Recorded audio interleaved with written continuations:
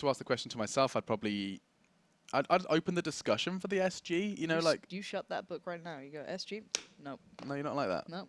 It's disgusting. Do you remember when the org was OP? Do you remember that? Yeah. Yeah. And then everyone started using that for a bit. Oh, The it was SG, really good fun. the SG, I guess the argument for it is that it only costs a smoke more than the AK. Excuse me, it's like because it's 3,000. Yeah. And the argument is that it has 100% first bullet accuracy. Its spray pattern is easier to learn, so it's like a newbie friendly. And you're like, if you're new to CS, honestly, don't buy a smoke because you probably don't know where to use it. Buy an SG. Don't. Listen to me. Buy a rifle and learn. No, Don't. take an SG. No, I'm joking. But the pulse skin looks cool as well. The pulse skin looks cool. Does it? Which one's the pulse skin? It's like pink triangles. I have it. It's super groovy. I'll show you right now, actually. Yeah. Can I open my inventory here? No. Can you? Oh, she's showing off, folks. I'm not. I want to see which one. What was it? SG, did you say? SG. SG. Oh, no, I have this. No, I got that recently. It was very upsetting. I kind of want to see it now, though. I don't know which one you're talking about. I have it in my inventory. I love the way you're doing it. So actually, I don't know if I'm being stupid here. Oh, the girl gamer gun. That's it. It's nice. I like it. It's like purples and pinks. It looks nice. That's really cute. Right. Anyway, let's get into things. Yeah. We start with Boo. EZP once again on the CT side. Now we see the T side, BX3. I really wanted. It's happening again, dude. I would really like to see Toby take some heads off here. Info. Oh lord. Oh, they're already on Tetris, and they are not playing games. They're running straight through on towards that side. The bomb will be going down any moment. And you know what? Halzerk has got 4 plus 5 plus 5, 6, 7, 8 kills, 9 kills in the pistol rounds we've played. This guy's a beast. Absolute counting beast. is hard. Yeah, I was about to say, Alex, you're doing this on air. That is risky as you like. But yeah, they've gone straight in. That Glock train already knew its destination. They weren't messing around. They're just taking straight fights. It's risky because, of course, this can happen. You can get left into these predicaments. But let's see if Vessel can do anything now. It's the 1v1. Neto, 4 HP. That's the thing. Needs to hit one shot here. And oh, he's played it so well. I almost expected the knife on that. I honestly am upset he didn't, because that's, you know, $1,500. Yeah. Okay, so BX3 starts, they mean to go on. It's what we expected. He was asking for the damage as well. So I just want to come back to that point about Halzerk and his pistol rounds. Should we watch a bit of Halzerk? Should we have a round with him? He's got a UMP. So it's first round he gets 4. Yep. This is talking about cash. Yep. The next pistol round he gets 3. Comes into the second map, he gets 2. Like, he has not stopped with this pistol. It's crazy to see one man with such proficiency on those pistols. I mean, we know there are specialists, and look no further than the likes of Dennis, Edward back in the day as well. There are players that just somehow find a very comfortable position with these pistols. And here, in this game, Halzerk has proven just how, and look how passive he's being with this UMP. They're expecting something crazy from the CTs. Well, this is going to be a very easy A hit eventually. You've got, trying to see who it is, Neto over by B, so he can happily come through underpass, which he's doing right now. Halzerk can come back through T-spawn, pick up a bomb, but they've gone a little early towards A. They have none of that mid-pressure, so it's all down to now the split. So basically, it's kind of been picked apart. They went in a little dry there, not too many smokes used, not too many flashes used, and well, it didn't work out. But I don't think they expect this.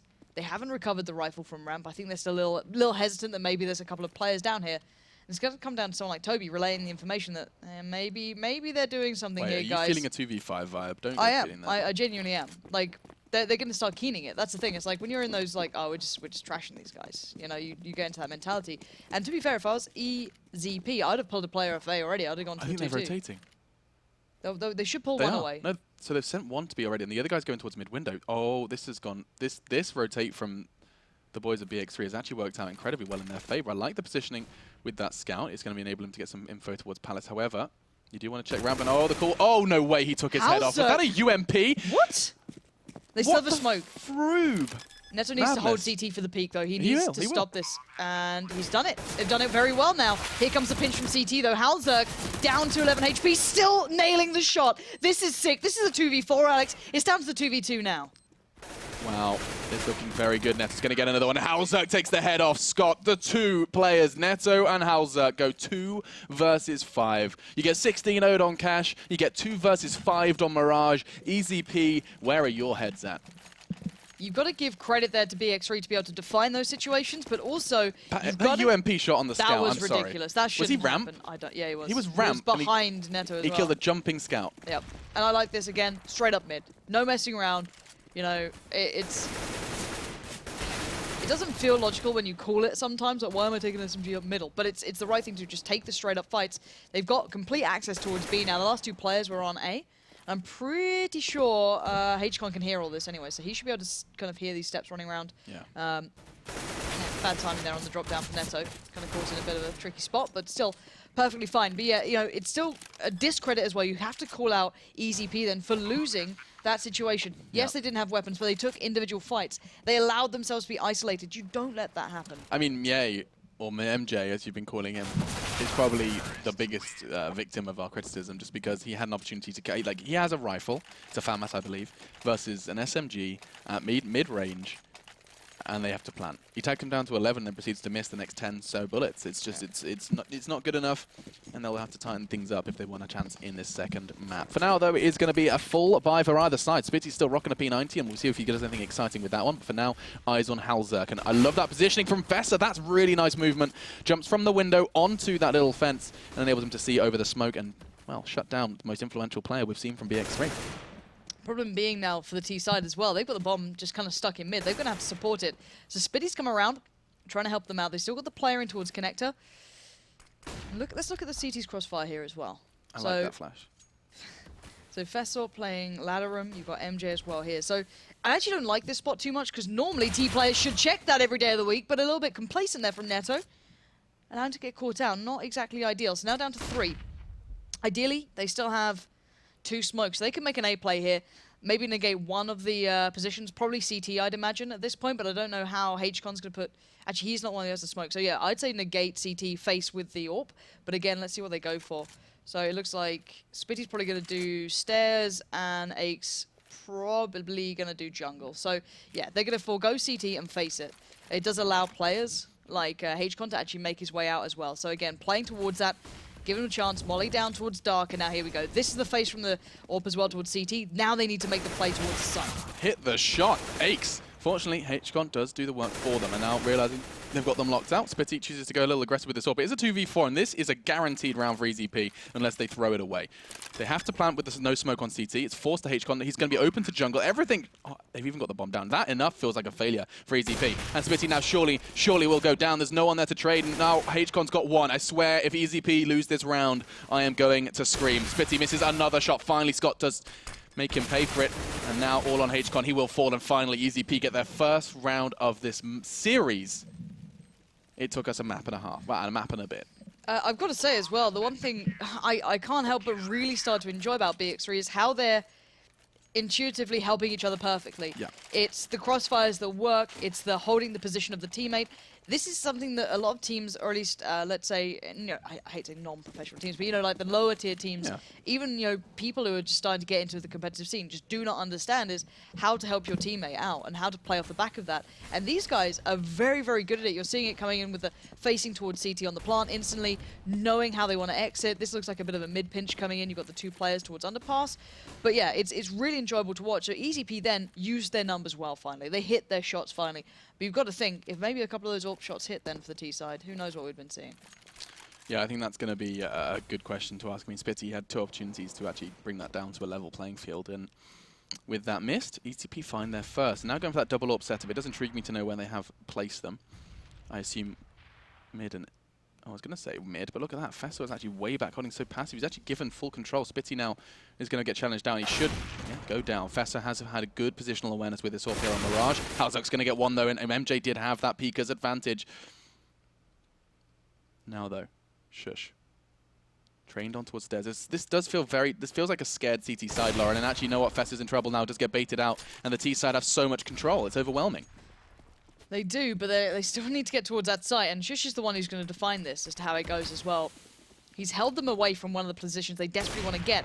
But I don't like Fessor joining him. You don't need both AWPs in the same spot. They could have maybe played that off a little bit better here. Now the bomb's gone down. It's planted up for ramp as well. So Fessor going to use the smoke early, but there we go. HCon already comes in with 1. It's down to a 3v3. Toby's a million miles away, and Scott completely flashed out, gets punished, and this is just disgraceful to watch. Goodbye, CT economy. They are going to go ahead and get kicked in the nuts. It's going to be the T side that bites straight back, and it was 4 from HCon that made that happen. 7 now for him alongside Halzerk. The double H's have been coming out to play. Really, really scary stuff. And now you can see EZP are back to the Stone Age, 1850 for Fessa, 1500 for Toby, and he's going to be given a 5-7 by his comrade. Okay, so they're going to go ahead and roll the dice. They realize that they weren't going to get a bye in the next round, and so choose to go for the Force. It's going to be double Scout. We saw double Hawk before, and they didn't manage to find success with that. We'll be intrigued to see if they find it with its, well, its worst cousin. What? I know that there was a player up there before.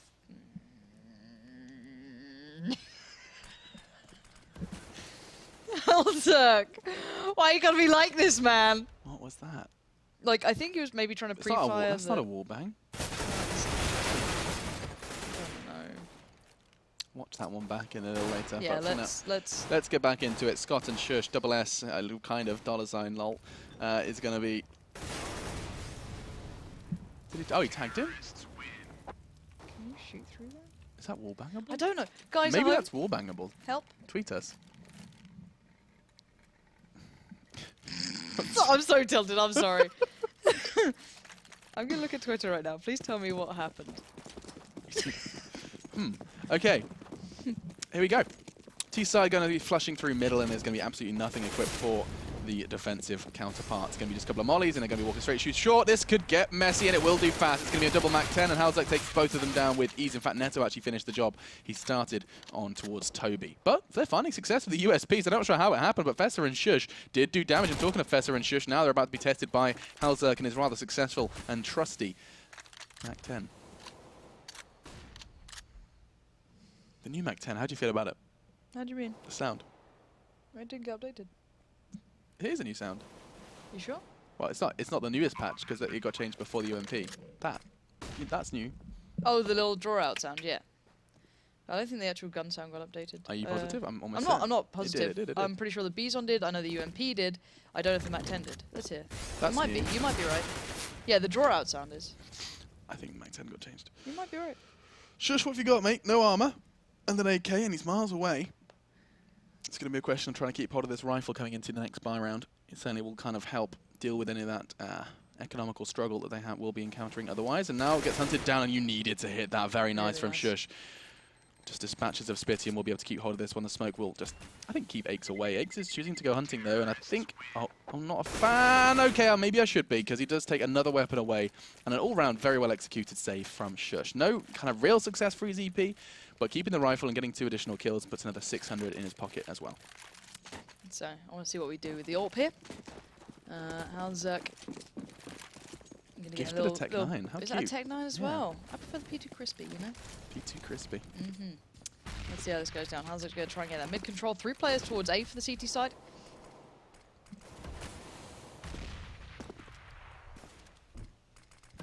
Looking to see if any players can pop up again. Oh, hang on. That's what he was doing. As in that, you know, that Fessa killed him in the first round by jumping on that fence. Maybe that was just what it was. It was just a pre-fire towards that. Oh, okay. Sigh of relief. Careful, Scott.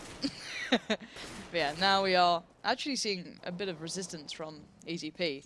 I actually don't like how BX3 are taking mid. They're just depending on these fights completely and utterly. I think they could do with some more, you know, just default plays towards A. We've barely seen it. They certainly can afford it. But I guess if they're winning the way they're going, why not keep it up? Again, with Neto already in this position, B is looking beautiful. That's where you want to go. He's already got the push through from Kitchen. So really, these guys know they're kind of screwed. There's a possibility he's there, so timing is now thoroughly against them. And MJ might be the swing factor in this. He's going to try and make a play through, maybe up short, or at this point, I don't know how much they can really achieve here. They haven't really gained any ground. They have limited information. And yeah, Fessor Get out of there. Gonna back away. That's probably the smarter plan at this point. If you don't get given a step towards the site, then I think you just have to accept that you've restraint lost from out. BX3 as well. Yeah. Just seeing them just not choose to take any fights, you realise that the CTs had to come to them, especially with the numerical disadvantage. I still can't say that word correctly. And Spitty's even going to take that rifle away. That's. I mean, I feel like MJ could have taken a bit of a safer spot there. Did choose to try and catch the exit. Trying to follow in Shush's footsteps, and now, ooh! Why are you doing that? Fessa taking challenges. At this point in time, you're not going to cripple their economy. all you would do was lose that orb. Still, this T-side is finding a whole lot of success, and it hasn't been necessarily like a rinse and repeat procedure either. They're basically just going, hey, try A? Yeah, sure. Try mid? Yeah, sure. Let's try B. And every single time they're greeted with a smile and a dead CT side. Fester, though, taking this in a very aggressive manner. I'm intrigued to see how much success he finds with this. And, ooh, such good positioning. Pays a heavy price, though, by missing the shot and catching a HE grenade. Jeez. Thought he was about to shoot his teammate in the belly. They have at least recovered one of the rifles as well. That's actually really important. Yeah. They've got that on towards Shush, who also has armor. So again, these small pickups are actually very, very integral to them actually having a chance at this. So it looks like a bit of a B split's coming through. How has he got there so comfortably? They only have pistols. I guess they didn't take much of a fight towards it. Fesso has to be the game changer here. Wow. Connects a good one towards Halzerk. Can't find the bomb on the crossroads. That bomb's going to be able to go down, but they're going to play to this retake, I can imagine. They have a molly, they have a flash, they have a rifle, and they still have that warp. Who is that? That is a million miles away. He needs to get there fast. MJ, you're still walking, and as soon as the bomb goes down, I assume he's going to release that button. Nah, dude, I'm going to bait all of you. Okay, right. You've only got 45 seconds, and you are probably going to be arriving at that time. Still, though, we'll keep an eye on the rest of them as they're going close. Toby has this deagle. He's not going to be able to do too much with it. Fesser, is he going to be forced to try and break through with the AWP? They've got CZs to lay on the line. That's nice. Neto chooses to take a challenge towards Kitchener. He will be greeted by nothing more than an AWP. Spitty, last man standing, has an opportunity to do something here, but Shush makes good work of that saved AK. That's 3 for him in the round. He got the kill in Palace and proceeds to go ahead and do damage with it. Very nice work from the individual of EZP, and that's going to be round number 2. Thank God MJ took so long, though. He really brought so much to that. He wasn't doing much, I agree. No. They got double up out of that. Yep, they did. Where do they put that? I'm intrigued. Well, before they had one CT and one like But it was super passive, wasn't mid, it? Yeah, hyper I think passive. because like they Hyper lost out passive, that's good. on window control because there was already a boost coming in. So actually MJ's running it, so that could be. I don't. Again, Fesser Fesser loves with this, and ooh. If he had aim, he'd be dangerous. Ouch. He has missed a couple of shots, that's for certain, but also hitting that very nice flick on towards B. Now, this is obviously this is the CT setup that's telling us that they are worried about mid control, and they're right to be so. Nice swing out from Scott. He's going to get away, almost scot-free. Never heard that before. Ollie comes in. H-Con I'm from really proud. Palace. I'm proud of that one. Oh God. Oh, that's big. Finding Shush there is actually really important. That's opened up A completely. You're right. That is big. 2-7. And Fesser has an opportunity to catch his player underneath window. They are not rotating, though. And I say they, I do mean the CT side. You can see that the Ts have got a kind of wide open A site, and they're not choosing to exploit it. Just, yeah, waiting for that bomb to arrive. They're still holding control in middle, anticipating. Oh, my lord. Fesser just had his head taken off. Spitty's pulled out the scissors and is handing out free haircuts. And, oh, that's another ace. No. Takes the head off Scott, and this is going to be falling one by one. It's very tough to watch, actually, EZP take these 1v1s. It's really frustrating. Obviously, we kind of get given, you know, the very best of CS at times, and it's, you know, it's a bit of a different picture, let's say, from some of the plays we're seeing here. Toby there flashing out towards mid. Going to try and do something here. 2-7, you're just desperate for any sort of chance at this point. He's already being closed in on as well. Spitty from window going to be looking for a chance. Leaps into his loving arms.